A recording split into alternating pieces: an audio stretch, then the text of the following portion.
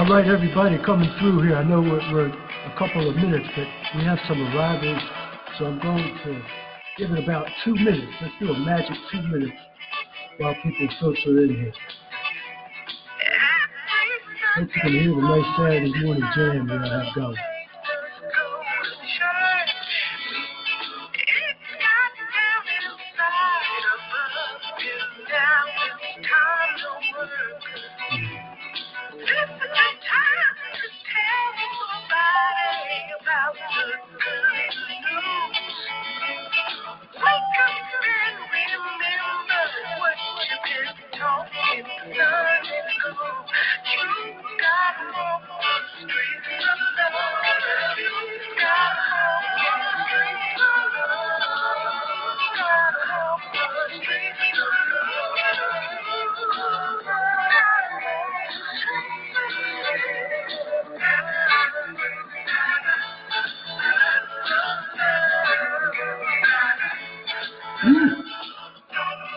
Hey, I hope you could feel that on your end. Wow, that's some soul right there.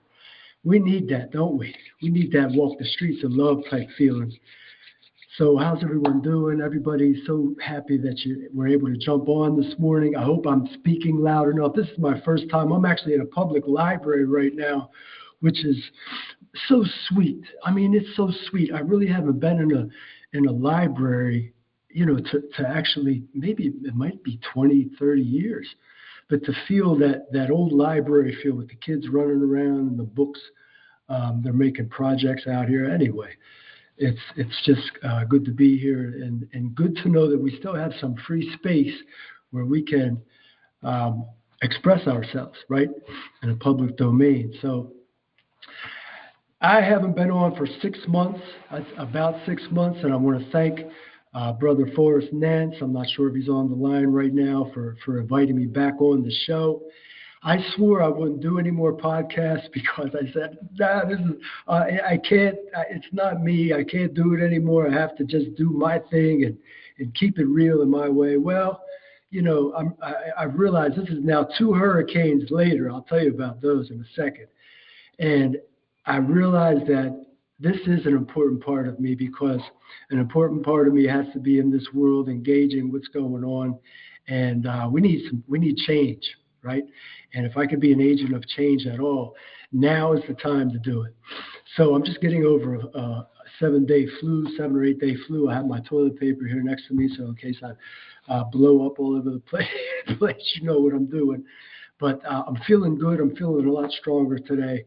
And so anyway, the 2 hurricanes I was talking about, and most of you know, Hurricane Helene came through here in Asheville about September 27th, 28th, and it was just, it was a whirlwind. It was a whole chaotic uplifting of life, period. When all of a sudden, and I don't know who's ever experienced this, all of a sudden you're looking around as to where to get power, where to get water, where to get food, and most importantly, you're interacting with people around you, your neighbors, in a way that is purely authentic and in a way that's purely in the moment, which really doesn't happen as much as we know it used to. And that was a powerful thing, about that Helene that came through. And of course, despite all the thrashing and through the beautiful piece of country that this is here and all the damage that was done,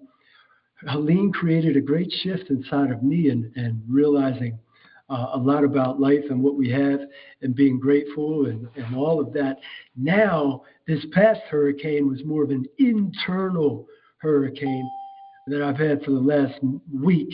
And I don't want to, pour pity on myself here in the first part of the show, but just letting you know some of the catalysts of what's been going on and why I've been away and why I'm now kind of reborn. This is a new day for me, really, today. It's also Mom's birthday. I'm going to give her a shout out to 79-year-old mother back home in Pittsburgh, and she's living it up today. I know she was feeling good. We sent her the Age of Aquarius video this morning, and want to give her a shout out. But anyway, today is a new day, especially for me. I hope all of you are doing your best to get through these challenging times. And my last point about the hurricanes is that this flu that I've had was a very difficult one, especially for me because I had some autoimmune responses I've had since a child.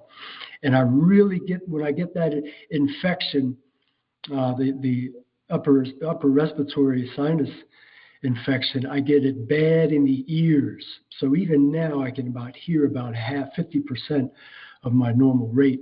And the pain is just excruciating. I've had ear pains all of my life, and it's just been part of my story. But afterwards, there's been such a shift here, and such the survival nature of it. You know, when you're up at night and you're just you're wondering if it's all worth it. Is it worth it?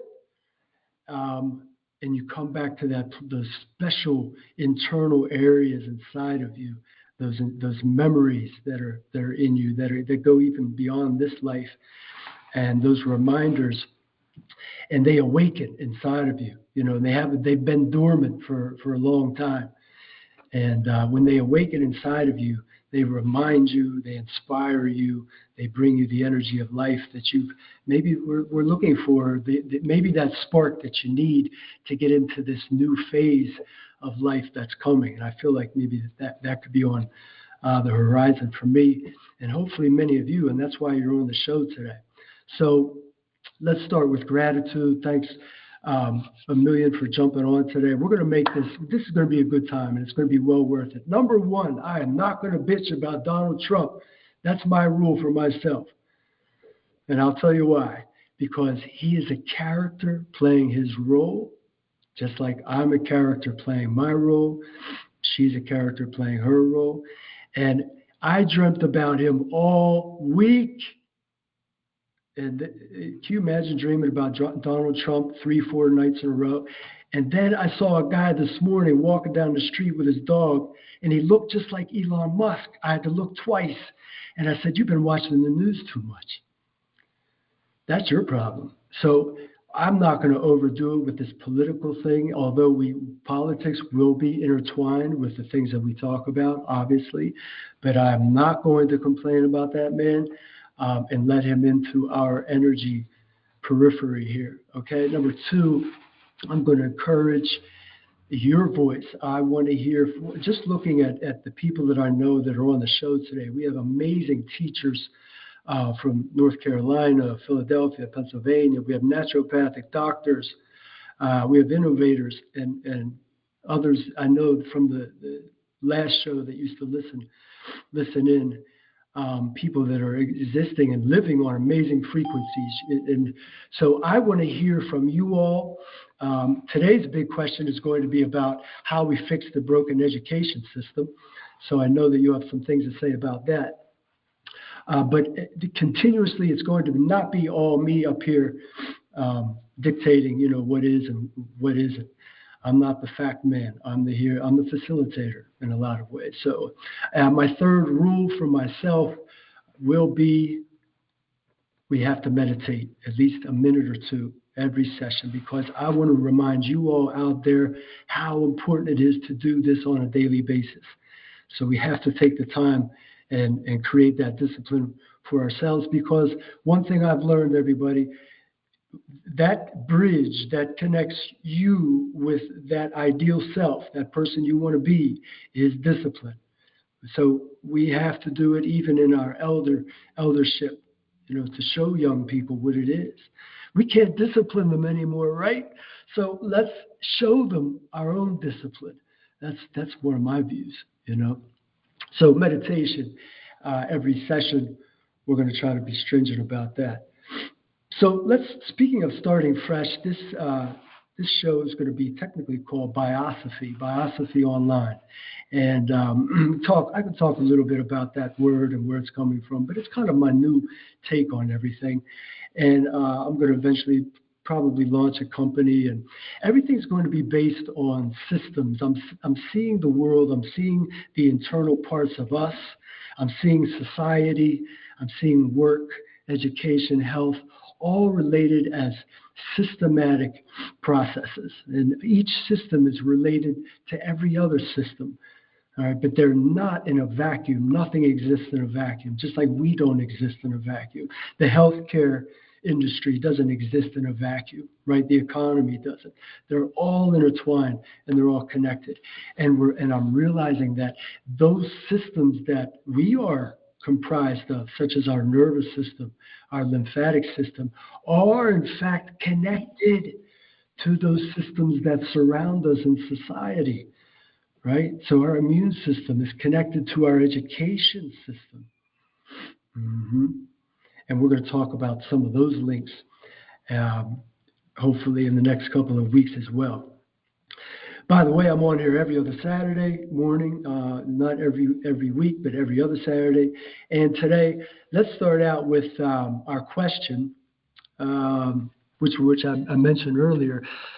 We're going to focus primarily on two topics, okay? And just to give you a reference point before we get into the question.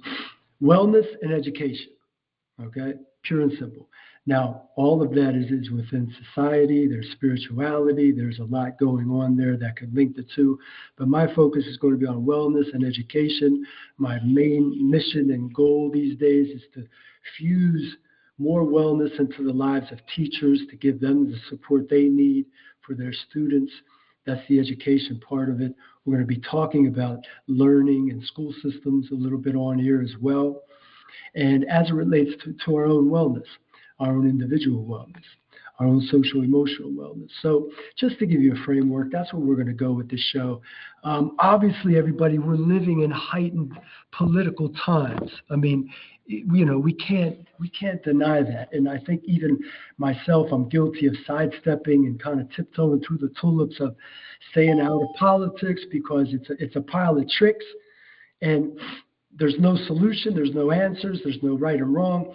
But at the end of the day, we have to grapple a little bit with that animal. We have to grapple with that beast because it is connected to our everyday dealings. As a longtime educator and a naturopath, I have a lot of thoughts about the schools and what's going on with our health and what's going on with our teachers, our students, and these sorts of things. But I want to hear from you. Let's take a moment first before we get started and do some breathing. Let's do our little meditation for today. I woke up and did this first thing, and I said, I have to do this on the show today. What I'd like you to do is just wherever you are, take that first conscious breath of the day, bring it in from the nose, close the mouth, and then breathe out naturally. Take another one, slow it down, bring it down to the belly, then breathe it out. Go ahead again as you become more aware of the breath. You're realizing that you can bring it further down to the belly.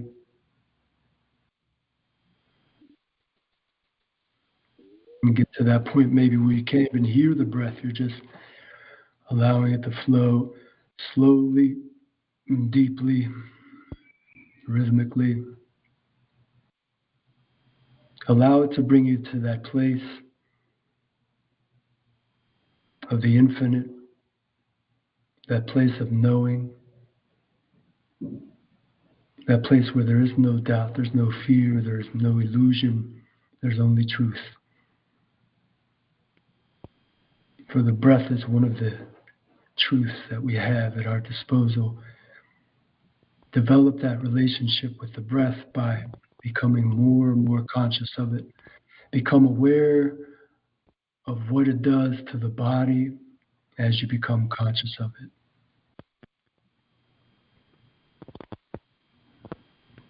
Can you allow it to detect any imbalance in the body, any place that needs attention?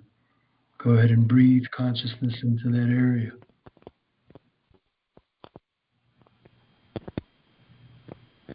If there's nothing, then just let the breath align you with your center.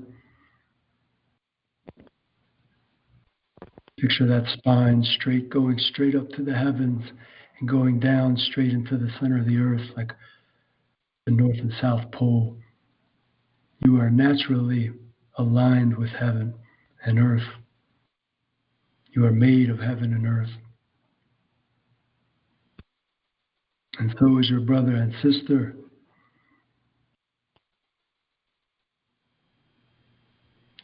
Give thanks, everybody, for having that moment with me. Continue your own meditation. I urge you, this is really the way that we're going to make it through. So I am going to gift you a couple of deliverables today. That is some things you could take with you that are some results of quite a few hours of research and doings on my end, but I have some special treats for you at the end. But first, let's get into education a little bit. Let's kind of tap the toe into the river here. And let me throw the question out there to all of you, if anybody would like to jump in. Really, when you look at the school system today, and I know that maybe you haven't had the most diverse experience, but maybe your own local school system or what you see on TV, but what do you see as far as the problem with our schools today, something that we could maybe address immediately and see some change? Does anyone have any ideas where they would like to start with that? Of course, you're not right or wrong, but we'd love to just get a little conversation going. Anybody? I'm going to try to unmute. Okay, yeah, we're good.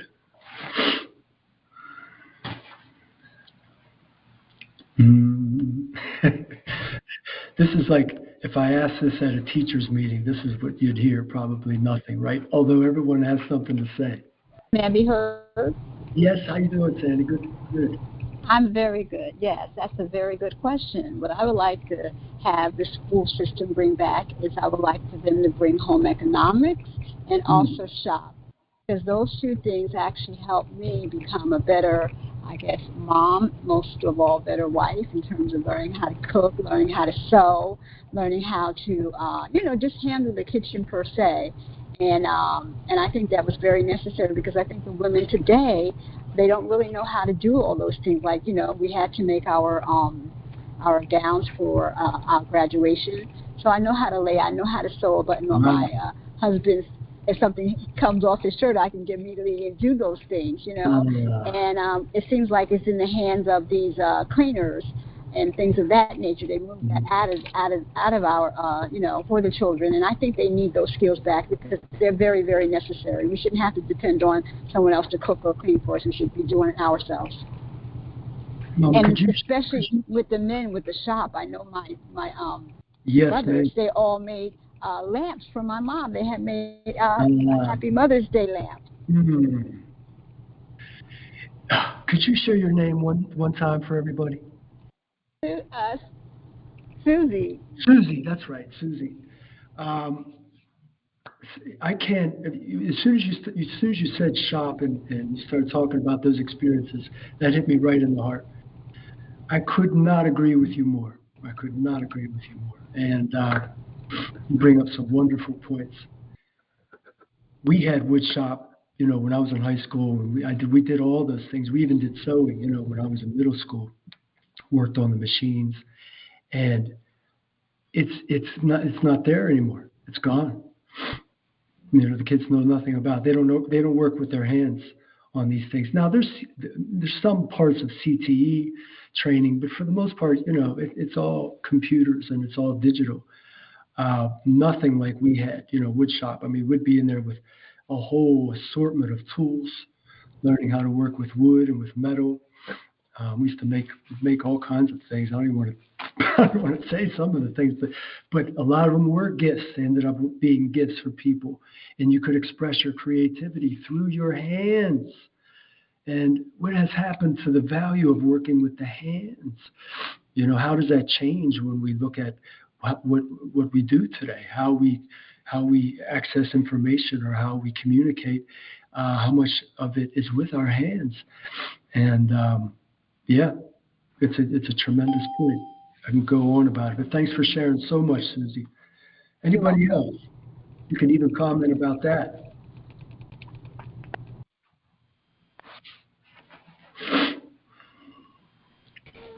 Hello? Yes, sir. Come on. Peace, Eric. How you doing, brother? Hey, peace, Chike. Thanks for coming on today. Yeah, absolutely. Sorry, I got 2 kids over here, and You know, Yes, so sir. I heard you, and I know what you mean. You asked a question, and people are just like crickets. You're just like, come on, y'all. Um, but I just wanted to piggyback on. You see, you see what I'm talking about? Yeah, Yeah. It's like he knows I'm on the phone, so he's like, oh, now's my chance. Here's the mic. yeah. Okay. Right. So no, piggybacking. I think it was Susie. Mhm. Okay. Pieces too. Um, but no, I was saying piggybacking off that, hands-on. One thing I'm a big advocate of is project-based learning. So I think everything should be project-based learning these days. I think schools are too focused on content as far as students actually, what do they know? I think it's more important how can they apply it, right? So, a lot of times we talk about not having technology in schools and stuff like that, their cell phones, even personal computers, at least in my school, is it's not allowed. But, while I understand those things can be distractions, things like that, a lot of stuff you can Google in a few seconds or even chat GPT in a few seconds and get the answer. So I just don't think, it's important for people to know stuff. I think it's more important for what they can do with it. And I think that's where project-based learning comes in, and that's where it makes the learning more hands-on and more relevant for them. I was reading something one time. They were saying that we're beyond the information age now. And we're into the conceptual age, in the sense that, like it's not just about having information, because information at your fingertips is more so, what concepts do you believe in and how can you express that through, the project, through your creativity, through analyzing and applying it, So to me, that'll be one of the main ways I think schools, I mean, I have a lot of different ideas why schools can get better, but that's one of the main ways is, really making sure that the education is relevant to the students, and that they can actually apply the knowledge that they have, and not just teach to the test. They need to teach to the skill. Chike, it's a great point, and everybody, Chike is going to be on the show in about 2 weeks. We're going to have a discussion on AI in the classroom, which he has a lot going on and a lot of awareness about as well. And I appreciate you chiming in on that with the project-based learning.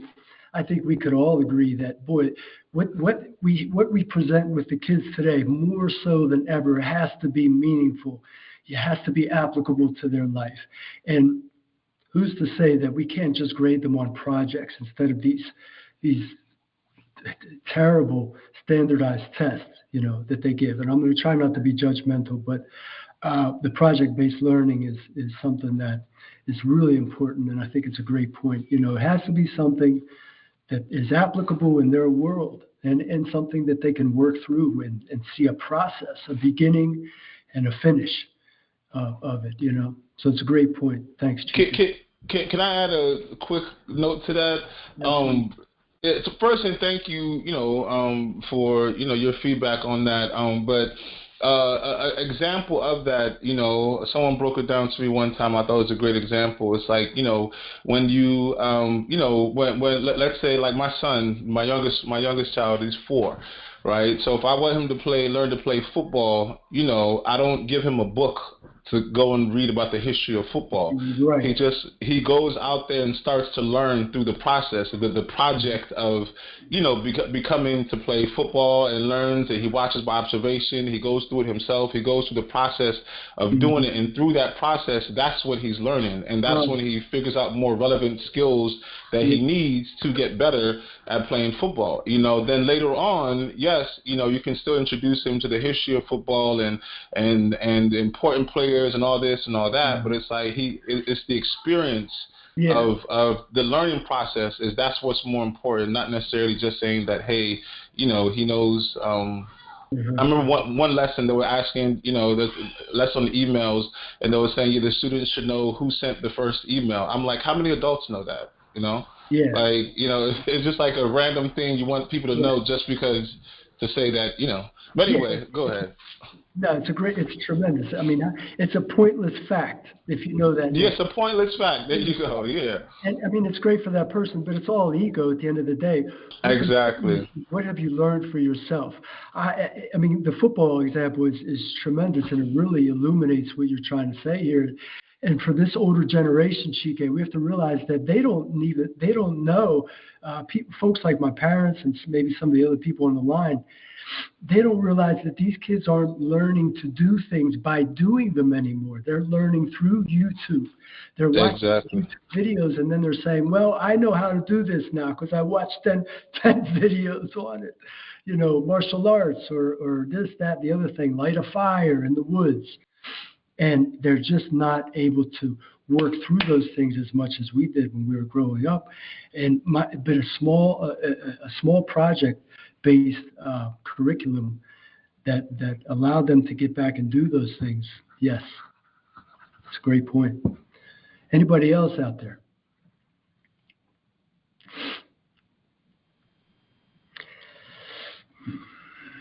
Maybe some of you may think that there's no failure in the school systems at all. It's quite true, maybe in some ways.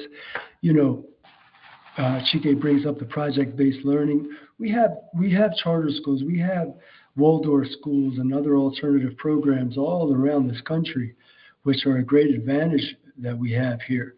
Of course, they're all socioeconomically stratified, and that is that who's in those schools? Well, the wealthy white elite for the most part, or whatever group you want to ascribe it to. So we have these type of schools that think this way and that have been doing that for years, but who has access to those education systems, right? And so when we look at public education and the ills and the tragedies that is starting to, I'd say, surface along with many other institutions, what is it that at this point that needs to change, and that might be one of them. From my perspective, I'm going to focus on mental health. I'm going to focus on mental health of teachers and therefore mental health of students. So I think that would be one way through that system, through a wellness healthcare type system. That would be one way that I'd like to contribute through the show. But there are certainly so many. And right now, I mean, we have obviously the Department of Education could be cut at any point with this regime that we have in place right now. So this is a fundamental question that we might be forced to really think about. So many lethal weapons or so many vicious aspects. Let me rephrase that. Let me start over. There are so many challenges when we talk about what's going on in our schools. Our schools are the microcosm of everything that's happening in the world, in our society, in our homes, right? So if we go in, I know sometimes I'll come across people that they want to criticize teachers. The teachers of today, the teachers don't do this. They have this, but they don't do that. Some people want to criticize the students. The students are spoiled. They have all this technology, but they don't have respect. We could go to a lot of different entities and blame a group that is within that system. But at the end of the day, we have to realize that they're all connected. And the foundation for all of it is, of course, in the home. And what has the home become? Well, just about everything, right? Just about everything. How can you address the home? You can't change the home through policy and not even through education as much anymore. But where do we start, right? Do we pay teachers more? Do we have students learn respect more, or do we offer more freedom for students to create their own schedules or to do what they want to do? Do we address the economic disparity in the system? If anyone has any more thoughts, we'll leave it open for a second, and then we'll move on here to our deliverables. Good morning. Yes. Good morning, Eric. How are you? Hi, Yvonne. Blessed morning. How are you? I am great. And so as you were bringing up home, that's what I was thinking as well. The support that and welcome back. Yeah. The support that our parents have to understand what our students are learning is very limited. Yeah. And that is where social media can come in. Social media can come in with any of the platforms being utilized to educate our parents on the education that the children are getting. And so when you say, do you kind of like individualize the teaching, you can't always do that in a classroom of 25 to 29 students, pupils, young people. However, a lot of alternative schools, that is what they do. Yeah. They have alternative methods for success because, well, you don't look like me, and I don't look like the brother that was just speaking. We're not cookie cut. We're all different, so we learn different, we think different. Right. And some people are hands-on. They're hands-on learners.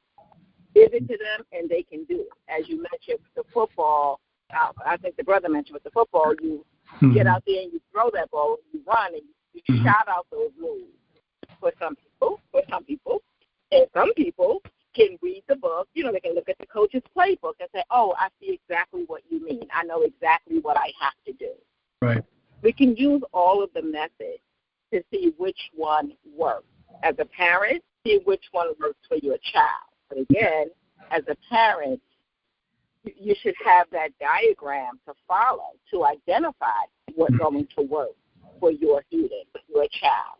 Yeah. So the system is flawed, and one of the benefits, depending on how it's done, one of the benefits of the federal government not controlling the educational system and it being given to the state is that you can get to a state office much quicker than you can get to a federal office if you want to get involved in the process of change.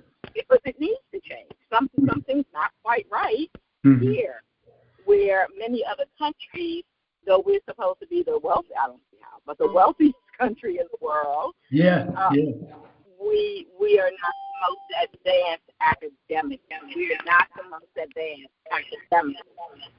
So looking at the model of other countries should help us possibly understand what we can do to be more successful. Thank you. Thank you, Yvonne. We're looking at the continuum here, right? And there's two sides of the continuum. I hear Yvonne say it also, is that who ultimately should be in control or have the most power over what our children learn? Should it be the home or should it be the federal government in this case? But the state is another good point. Should it be state mandated or should it be more home mandated? Of course, so it's just want to make that sort of continuum, and therein lies the answer somewhere in the middle there. And we're seeing that that's really the whole political spectrum, of debate that comes in with that as well. Very complex stuff.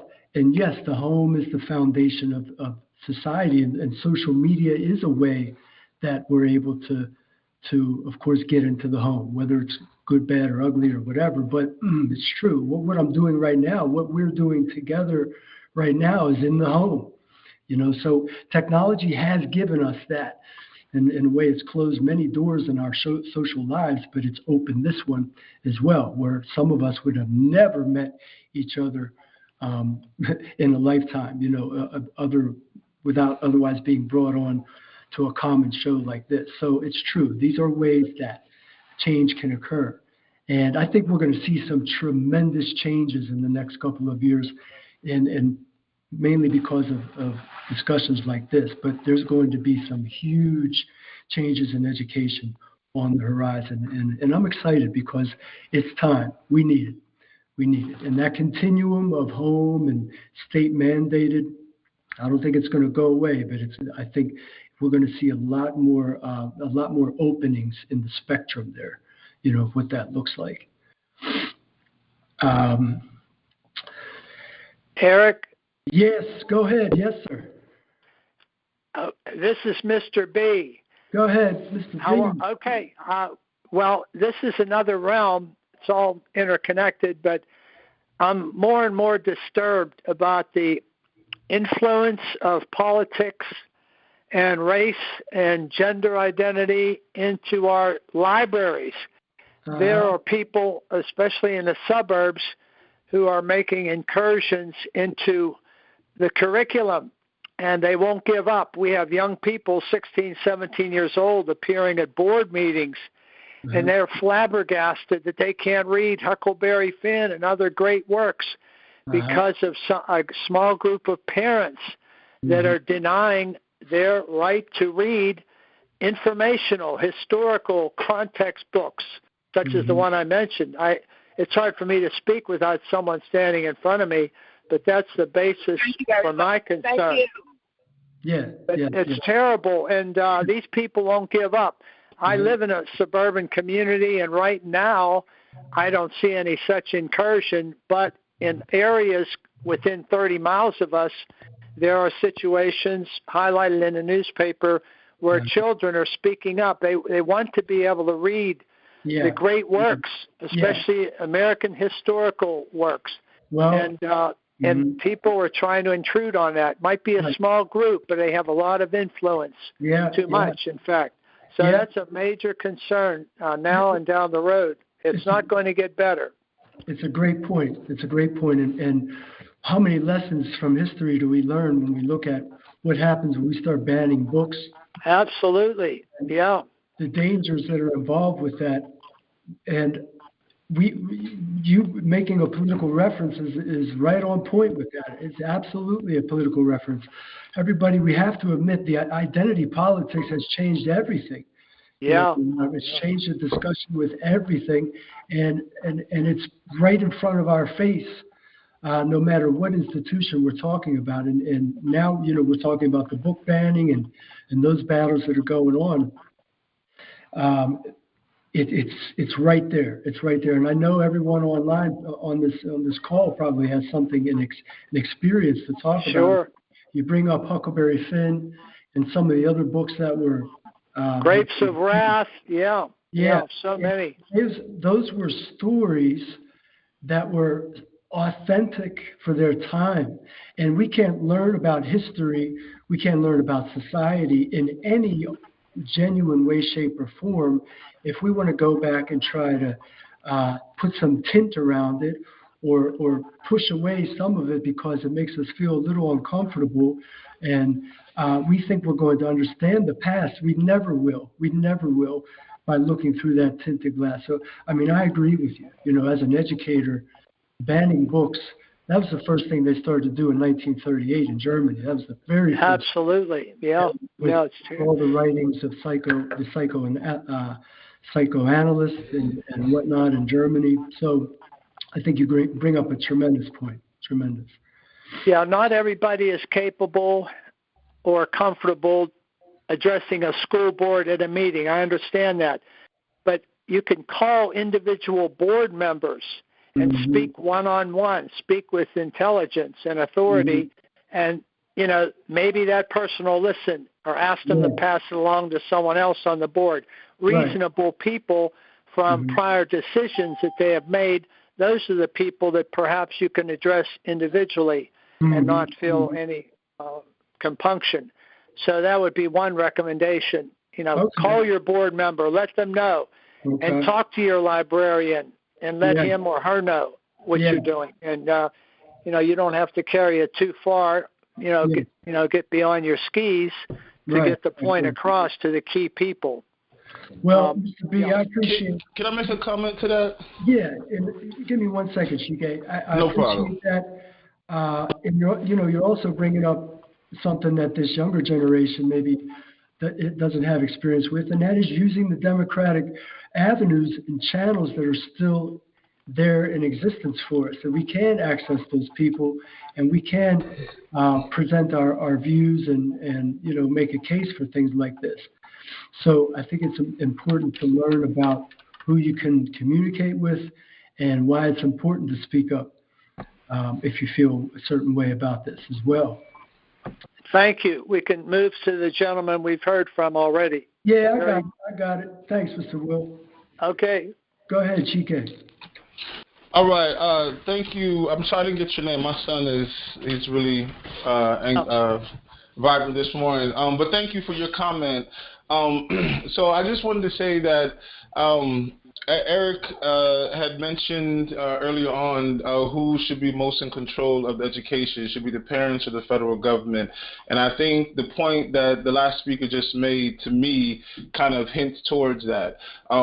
So to me, I think one of the challenges with education today, 2025, is that it's not caught up with the times. By no means am I ever necessarily against banning a book, but I also feel as though, these books are still generally widely available. We're just talking about not having them in schools. I'm not saying I've never voted to ban a book. I'm not saying books should be banned. I'm just saying in general, if for me, I have two children in the school system or whatnot. If they tell me that my child can't read a book that I think they should read, I would just make them read it at home. And I would just do it that way. And this way is that I'd have more control over, what my child is reading, what they're learning, and just kind of go from it that way. So that's kind of the approach I would take. And like I said, this is not to discredit anything that was said. And like I said, I've never voted to ban a book. I'm a certified English teacher. I don't teach English right now, but certified English teacher. I've never voted to ban a book. At the same time, I know these conversations go on, and to me, I think the best way to resolve it, the best way I've been able to resolve it, is just say, well, hell, this child's going to read it at home, and we'll discuss it. We'll have our own discussion circles, analysis at home. You both bring up two excellent points. And Chike, just to reiterate, hey, who has time? And Mr. B, I have the value for it, but who has time to read Huck Finn in the context that it was understood and written these days with these young people, as far as all the pressure that's on them to pass these tests and to keep up with the curriculum? It's almost, ideally we would want them to know about some of the tradition and the literary tradition at least, but my goodness, is it relevant in the sense that it's going to be meaningful for them? At the same time, should it be banned? Of course not, but you both bring up, I think, two excellent points, and I just want to leave it at that. If you don't mind, Eric, I'd just like to add a little something to what I'm experiencing and noticing a lot, is that a lot of parents, and the word "a lot" is a relative phrase, but a lot of parents are homeschooling their children. They're not sending them to the local schools. They're doing homeschooling, and they will include a combination of adjusting their work schedule so that they work at night, or they may have a tutor that will come, or they will be able to get lessons online, but and this way they're more directed, but still keeping in alignment with the mandates and criteria that are established by the states, because the states are the ones that establish the educational criteria. Yes. So I'm knowing and have noticed a lot more parents just doing homeschooling in whichever way works best for them. It's a great point, Doc. And what do we see? We see more homeschooling, and we see more teachers quitting. That's another phenomenon that is just occurring right in front of our faces. And those two facts alone are going to they're going to usher in huge changes in education, whether or not we want them or not. So those are two things that are happening despite any other variables out there. So why are those things happening? Yeah, we're going to continue this dialogue, everybody. We're getting down to fundamental things in our culture and things that are very important. And I think you all brought up some tremendous points today that are very relevant. So I want to validate those and also remind you that we're going to be diving into those topics more as time goes on. This general question is just some things that we can think about, but there's so many realms And homeschooling is another one of them. That's huge. So I want to finish with some deliverables today so that you can take home something from me besides my yakety yak. And I have 5 big tips for you today to prevent infection, viral infection, or the flu, since I just went through it for 7 days. I said, let me give them something because I had these very firm reminders with me all week of things that I should have been doing and I normally do, but I haven't been because I have too many irons in the fire. I'm too busy. I'm too stressed out and living in my head, etc. But I have 5 good ones for you today that I'd like you to take to the bank with you. All right, put them in an envelope. Number 1, essential oils. Have them on hand at home. Big 3 for me are tea tree oil, essence of pine, and eucalyptus. Okay, these are huge. And you could throw peppermint in there as well. But I found tea tree oil to be a gem of an essential oil. I mean, it's just and when they say that, we're talking about antimicrobial, antibacterial, antifungal, all that. When an oil has those properties, that means they have a number of strands that are properties of certain bacterial viruses or certain bacterial strands that we call bacterial. So they might match. In other words, your system might match better with tea tree than it does with pine when it comes down to the antibacterial that's in each one of those. Why? Because pine has terpenol in it, and terpenol might go better with your DNA and your body's innate knowledge. So see what oils are best for you. But when you talk about getting a terpenol or a good antibacterial, antiviral, tea tree oil is tremendous. Pine is the only tree that survives and thrives throughout the cold winters.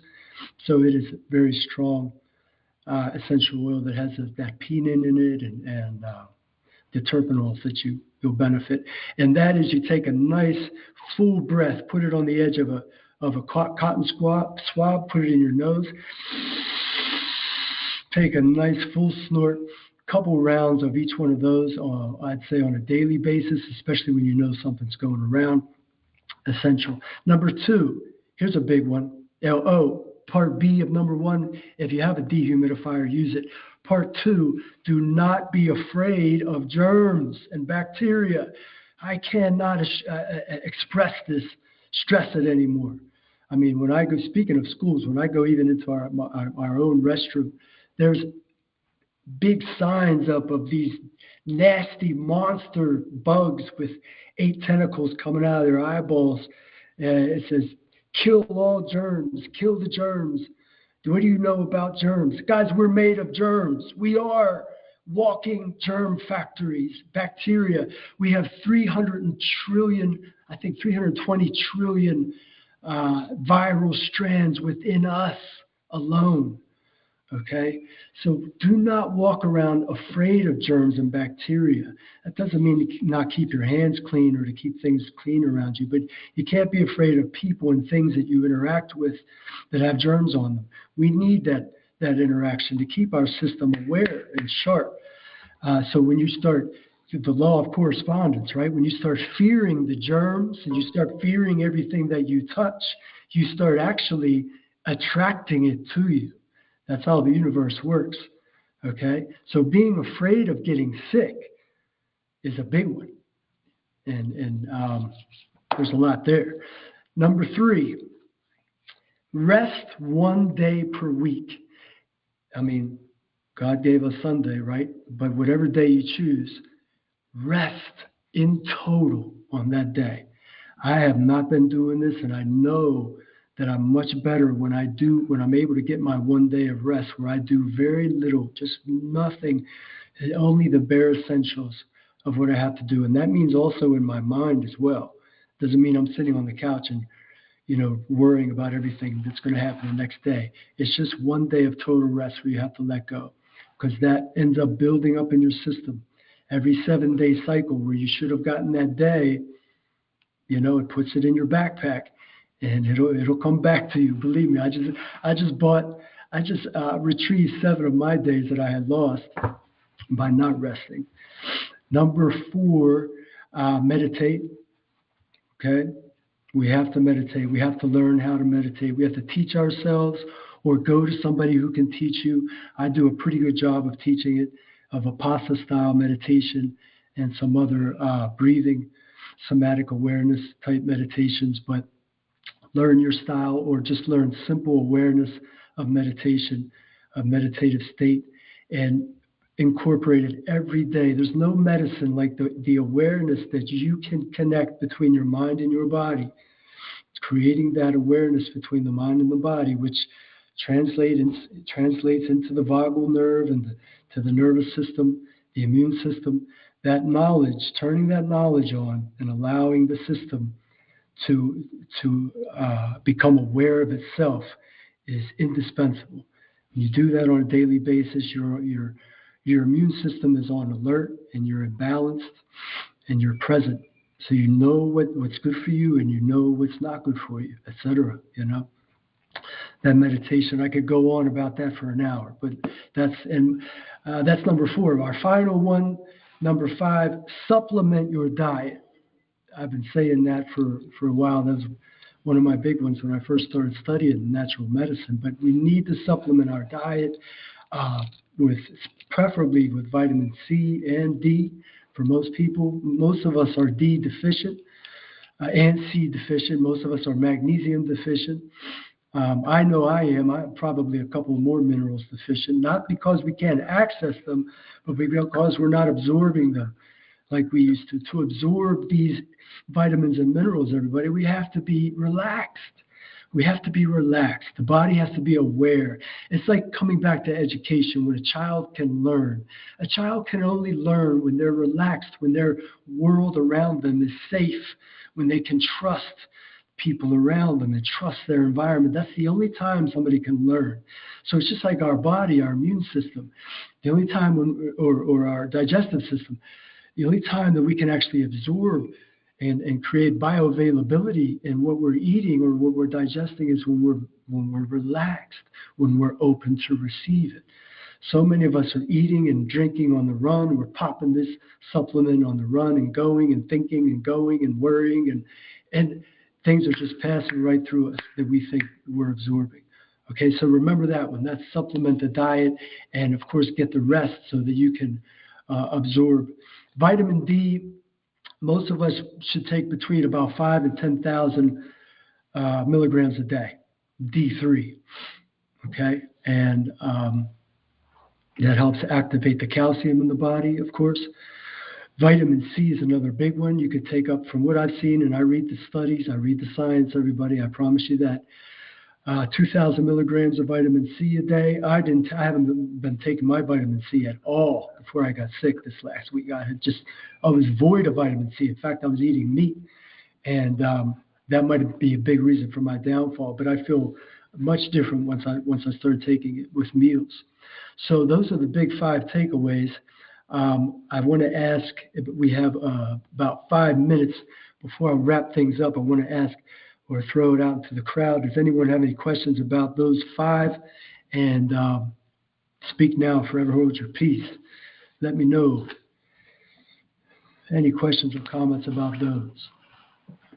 Number 1, we have essential oils. Number 2, don't be afraid of germs and bacteria. Number 3, rest 1 day a week.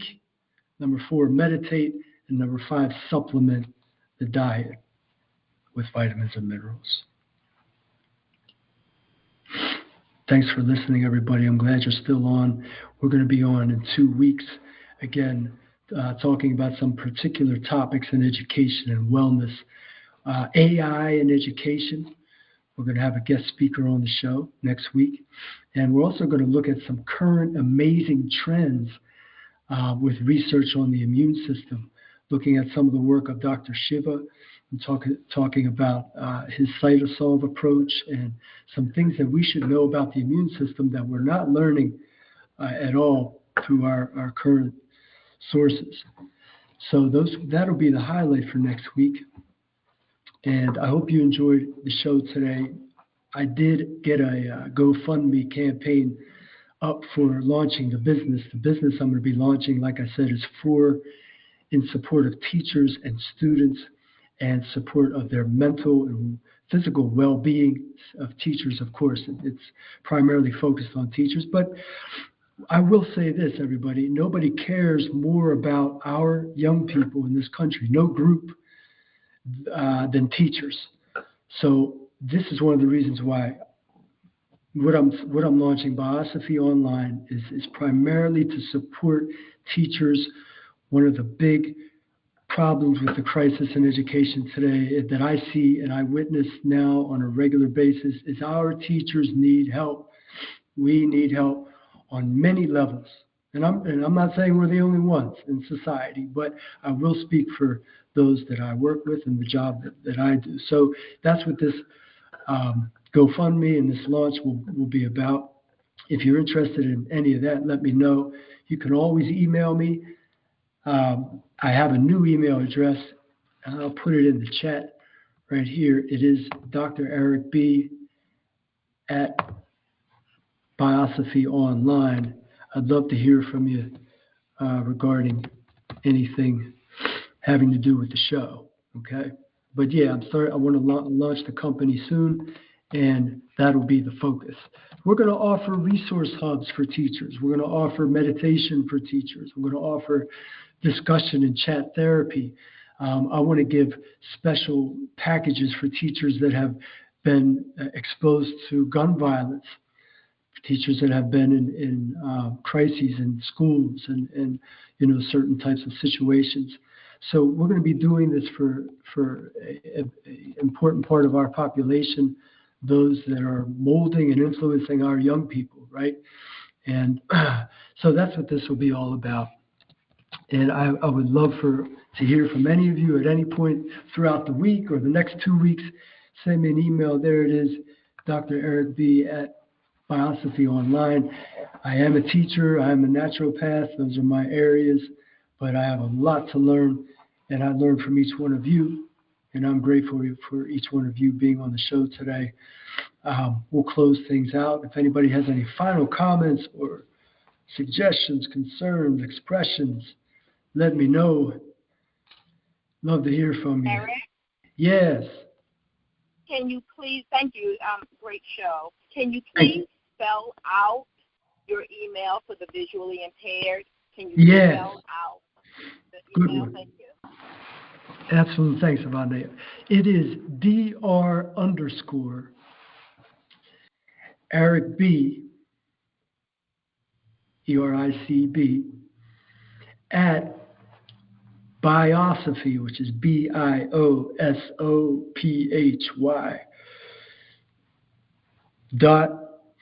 .online, ONLINE. So it's Dr. Eric B at Biosophy Online. So yeah, I just got that new email up and running. Send me anything, even if you send a nice piece of information, maybe an article about something we were talking about in wellness or education, and we'll get to it and maybe talk about it a little bit. If you're interested in learning more about the project, drop me a line. Well, that's it, everybody. No more bells or whistles or songs. I'm going to try to get more of an interactive show going as far as maybe for some of the visual stuff in the future. But I'm at bare bones right now. Like I said, I just got over the flu. Just kind of woke up this morning for a first Saturday, here in a new life. And I'm happy to be here. I'm blessed. And I want to thank you all again for coming on the show. A much heartfelt hug to each one of you. You all take care and stay blessed. Stay well. I'll leave it on in case anyone has anything to say on the way out. Thanks, Eric. Really appreciate what you shared today. Appreciate it. Appreciate that.